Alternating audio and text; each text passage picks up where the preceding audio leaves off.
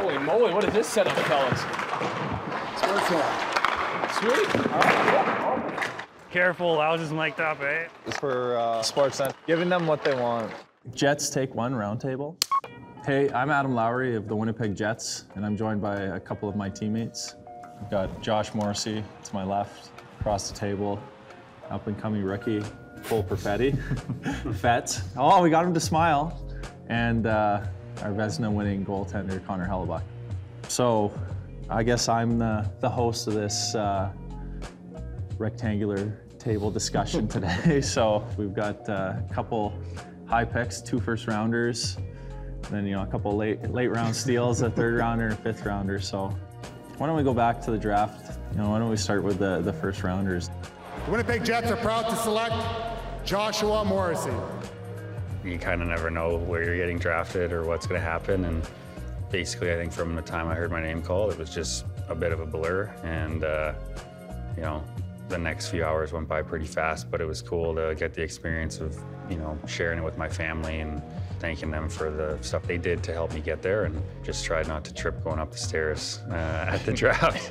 That was about it, but yeah, it was good. Yeah, mine was pretty special too. I mean, it was unique, obviously, with COVID, and get to do the standard draft where you get to go up on the stage, take the pictures, and meet everyone. It was more of at the time in Ontario, we allowed 50 people in a building at once, so I was able to bring 49 of my closest family and friends that I thought helped me get to where I was, and we rented out a restaurant and did it all on the computer, and it wasn't how you dream of it, but I wouldn't change it for the world.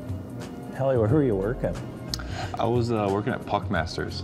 I was teaching younger kids how to play goalie, and I was between sessions and I was just watching the draft and the names were going by, and all of a sudden I saw my name. And I looked at my boss, I was like, I just got drafted, I don't really know what to do here. And he was like, just go home, spend it with your family. I was like, no, I still got one more session. So I finished the session and then my phone started blowing up. I had a million calls and a million media conversations to have. And then I went home and I was like, hey, my family, I told them all, and I got drafted. Was that your last shift there? That was my last shift there, yeah. I think it might have been. Oh, I love it. My story's a little unique. I was able to share the draft day with my brother. We both got drafted that day, so I was a 3rd rounder, he was a 5th rounder. And that was pretty cool to, someone I looked up to my whole life, my older brother, and to get to go in the draft together and stuff, that was pretty special. The Jets have been excellent this season. When they're rolling like this, they're awfully entertaining. They are a playoff-built team. This is the hottest ticket in town. Yeah, so we've gotten off to a pretty decent start, and we just had a great month of December. Like, what do you think has been the biggest reason things are going so well for us? Well, I can tell you that we're playing a full team defense. Our structure is so good. From my perspective, everything's becoming more predictable. You can see when everything's happening, the way everyone's moving together and the chemistry, and the buy-in in our end is creating so many chances for us. Yeah, I think just second year with the staff as well, but I think just the comfort level being in the 2nd year, I think we kind of understand how the staff wants us to play, and I think they know us a little bit better too, and I also think our depth, we've been getting contributions up and down the lineup. Yeah, I'd say it's the guys in the room, like how well we're gelling together. Like, I feel like everyone gets along so well with one another, and it's always light in the room. Like, guys are always having good conversations. Like, doesn't feel like there's too many cliques or anything on this team. Like, you can go to dinner with anyone, you can hang out with anyone. Everyone really just gets along really well, and I think that goes a long way within the team chemistry. And guys are wanting to play for one another. Obviously, I'm new, but I think it's pretty special to be a part of a group that actually cares for one another. This is a momentous day for the franchise. As the Jets have signed franchise cornerstones Mark Scheifele and Connor Hellebuyck to identical 7-year contract extensions. What they've committed to our organization, what our organization committed to them, speaks volumes about what they want. They want to win. We got along so well, and I know other teams, they great friendships and whatever, but I feel like in our room we spend so much time away from the rink together and stuff, and I think that's part of the reason why we were able to get Mark and Connor to stay. What was kind of led into that decision to stay with us, we're forever grateful. I think city of Winnipeg is, we're pretty lucky to, have a guy, I'll say it, a Hall of Fame caliber goalie, and to get to watch your whole career in Winnipeg is going to be pretty special. But what was it like leading up to that, with Chevy and your agent and Andrea and the family?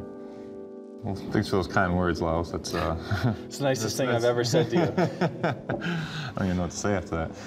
It was a lot of uncertainty, to be honest. Not something that you can ever prepare for. No one can tell you this is how it's going to go. It's different for every guy. So you just kind of gather as much information as you can. And our previous 5 years, like you said, you would expect to go to the Cup every year or at least have a chance at it. That was kind of like the main thing behind my open decision to staying in Winnipeg was, do we have a team that can go? And I truly believed it. And then you just gather a bunch of information about numbers and stuff like that. And you're always worth most of your original city. And I got it good here. I want to say that you asked him what it was like for him leading up. For us, it was scary. Oh yeah, I agree. Like you go through all the summer, you got your friends, your family, the question marks, and you're like, I don't know, I don't want to bother, Mark or Connor with that. Like they're my friends. Like they probably have enough pressure, enough stress. Like you golf with Mark, but we're not broaching that subject unless he's got a shaky putt, 4-footer. Then I might bring it up. Well, we know it takes a lot to leave your wife. We're thrilled to have you back. So let's go on. Welcome back, guys. Well, we didn't bring Judy on the bus with us to the airport.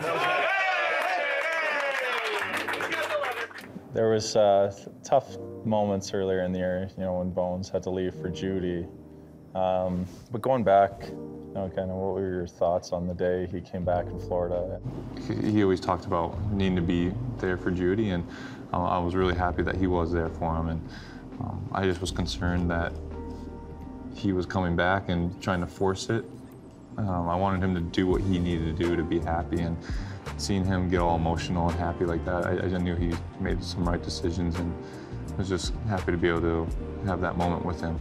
It's obviously pretty serious what happened, and that's his wife, and it's a extremely sad thing. But he took some time off, and but he had to come back. Like his heart was calling him back. Like he knew he had unfinished business, and it shows how much he cares about hockey, how much he cares about us. Like nothing was stopping him from coming back and being our coach and getting through this together. Yeah, I think obviously, Judy and Bones been together for a very long time, and she's followed him around to a lot of different hockey places and cities. And for him then, when she needed him, I thought it was pretty cool that he dropped everything, as we know how passionate he is about the game, and was there for her. And I think that's something that, as a younger guy in my own relationship, him making that kind of commitment, and her making that commitment with him as well for that long, it was pretty cool. It's amazing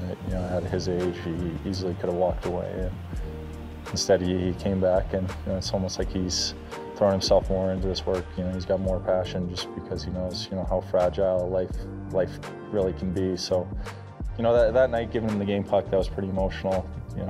Hugging him and seeing what it meant to him and Judy. That that's one of those moments where, if the camera wasn't in the room, it wouldn't have really gotten out. But it's pretty special, and thankfully we've kind of haven't missed a beat since he's come back, and we're pretty lucky to have a coach that cares about us like he does. Thanks for spending the afternoon with me, guys.